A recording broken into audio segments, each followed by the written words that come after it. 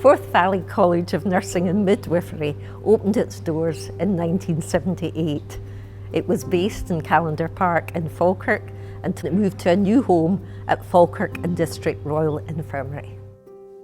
When we first started in '83, there was 4 intakes per year. It's hard to imagine now, we've got so used to 1 intake a year, but we had 4. Quite strong, small groups who looked after each other, and hopefully we looked after them. I started off in the college that was the first one in Callender Park, and it was in a bit of a mess when I got there, so myself and the lecturers transformed it. We created an online database, which was quite a revolutionary thing. It felt really good. It felt sort of you were helping nursing profession evolve. Everything was absolutely immaculate and ran like clockwork. It was, one of these, you were just lost in admiration of how efficient everything was. Well, when I first walked into the college, I remember feeling really excited but also scared. And there was a jukebox playing Stevie Wonder jamming, and there was people playing pool, and I just thought, oh, what a really good atmosphere, even though it wasn't a university. It had that same sort of college vibe.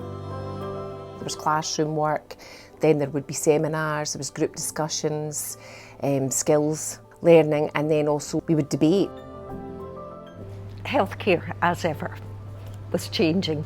It was becoming more autonomous, and the demands on nurses and midwives were increasing all the time. So we had small procedure manuals that, like these that just went through all our nursing procedures. That was basically our guide to skills, and we just took them on our practice. Obviously we had to prep prior to practice.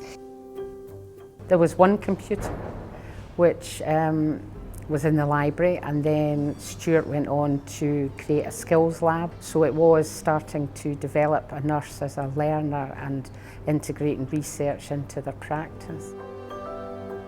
In the 80s, we luxuriated in the modular system we had. So we had people going to very discrete practice areas. So they would do their theory related to their practice because of the size of the group. So placements were really vitally important, and the theory practice aspect we speak about all the time, probably in my lifetime was as close as it had ever been. We had a block of lectures that were followed up by the equivalent experience for everybody.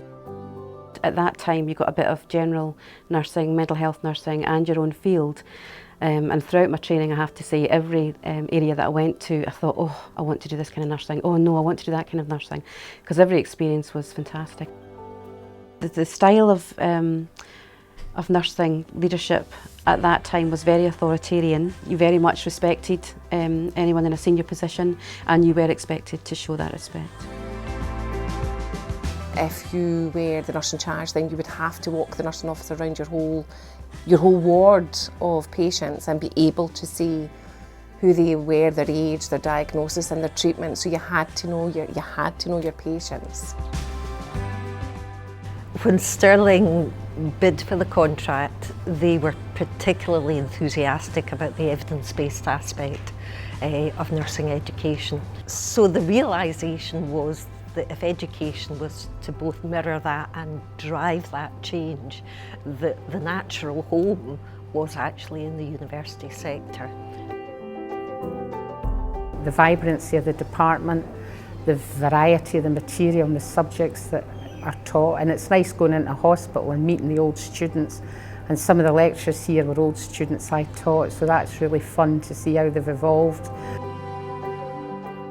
I've come round full circle. Obviously I did my student training in Forth Valley, and then staffed in Stirling Royal, worked for many years within practice, and then was fortunate to come up here and do some research. And now I'm back in education, so it's really like full circle, and hopefully the nurses of the future will grow up to enjoy their profession as much as I have. It's practicality and humanity, which is wonderful and never changes. But the huge amount of intellectual engagement that it takes to actually deliver high-level nursing and midwifery care. And I think that has changed.